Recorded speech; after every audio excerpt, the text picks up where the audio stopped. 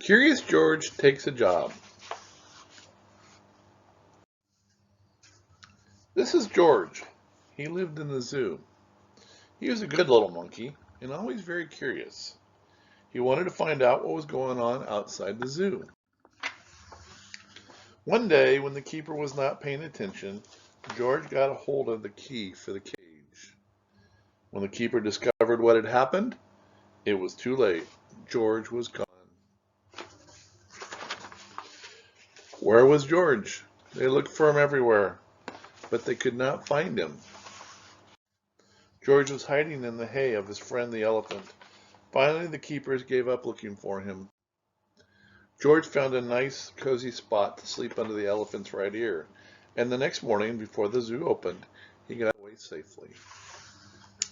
Once in the street, George felt a little scared. What should he do in the big city? Maybe he could find his friend the man with the yellow hat, who had brought him over from Africa a long time ago. Only George did not know where he lived. There was a bus stopping at the corner. George had never ridden on one. Quickly he climbed a lamppost, jumped on top of the bus, and off they went. Now they were right down in the center of town. There was so much to see that George did not know where to look first.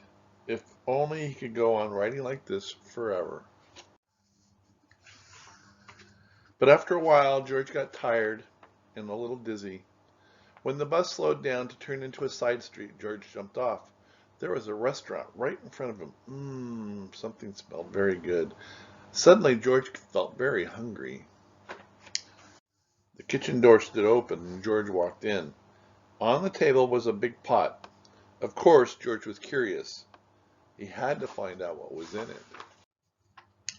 When the cook came back, he had a big surprise. Spaghetti was all over the place, and in the middle of it, a little monkey. George had been eating yards and yards and had wound himself all up in it. The cook was a kind man and did not scold much, but George had to clean up the kitchen and do all the dishes. My, what a lot of them there were. The cook was watching George. "You were lucky to have 4 hands," he said. "You can do things twice as quickly." "I have a friend who could use a handy little fellow like you to wash windows," he said. "If you would like to see him, or if you would like to, I will take you over to him." So they went down into the subway and took an uptown train to the cook's friend, who was an elevator man in a skyscraper. "Sure, I can use you," this elevator man said to George. "I will give you what you need for the job. You can start right away, but remember, you are here for washing windows. Never mind what people inside the house are doing. Don't be curious or you'll get into trouble." Ha! And he's named Curious George, huh? George promised to be good, but little monkeys sometimes forget. Like other little people, I think. George was ready to start. My, how many windows there were. But George got ahead quickly, since he worked with all 4 hands. He jumped from tree to tree, jumped from window to window, just as he had once jumped from tree to tree in the African jungle. For a while, George stuck to his work and did not pay any attention to the people inside. But of course he was curious. But he remembered his promise. In one room, a little boy was crying because he did not want to eat his spinach. George did not even look, but went right on with his work. In another room, a man was taking a nap and snoring. George was sorry it was not his friend, the man with the yellow hat. He listened to the funny noise for a while, then went on working. But what was going on here? George stopped working and pressed his nose against the window. 2 painters were working inside. George was fascinated. Painting looked like a lot more fun than washing windows. The painters were ready to go out for lunch. The minute they left, George climbed inside. What wonderful paints and brushes they had. George could not resist. An hour later, the painters came back. They opened the door and stood there with their mouths wide open. The whole room had changed into a jungle with palm trees all over the walls, and a giraffe, and 2 leopards, and a zebra. And a little monkey was busy painting himself on one of the trees. Then the painters knew what had happened.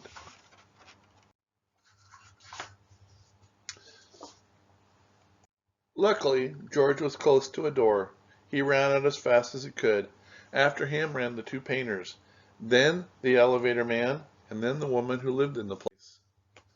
"Oh my lovely room!" cried the woman.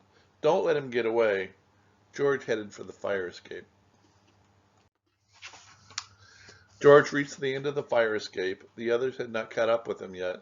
Here was his chance. They could not jump, but George could easily jump down and escape. In a moment he would be safe. Poor little George. He had forgotten that the pavement is as hard as stone and not like the soft grass of the jungle. Ouch. Looks like he hurt his leg. Too bad. The fall broke his leg and an ambulance came to take George to the hospital. "He got what he deserved," said the woman, "making my apartment into a jungle indeed." "I told him he would get into trouble," the elevator man said. "He was just too curious." George had to lie in bed with his leg high up in a plaster cast. He was very unhappy. And he had it all started out so nicely.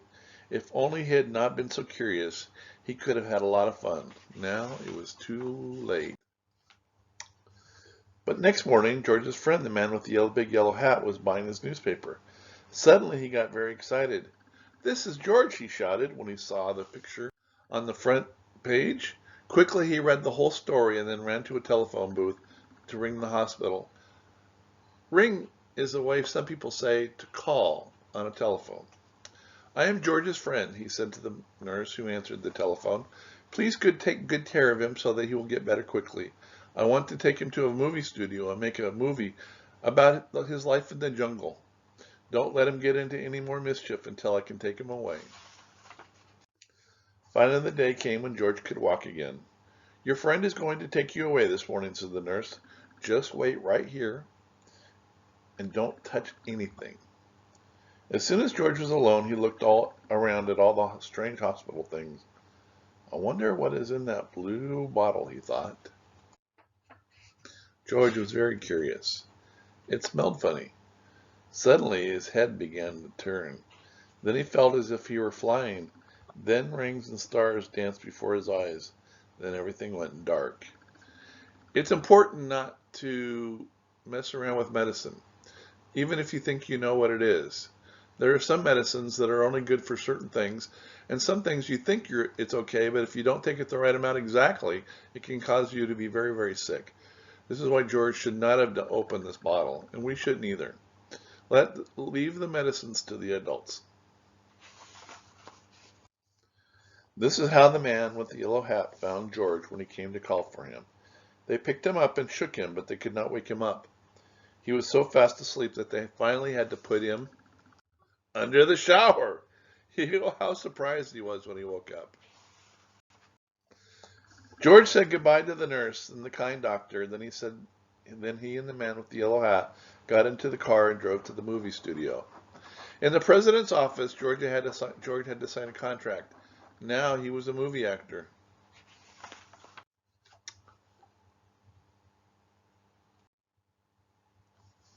In the studio, George was kept so busy all the time that he forgot to be curious. He liked the jungle they made for him and played happily there.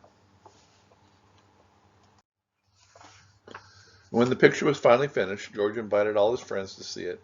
The doctor and the nurse and the ambulance driver and the man from the newsstand, and the woman and the elevator man and the two painters, the cook and the reporter, and all the keepers of the zoo.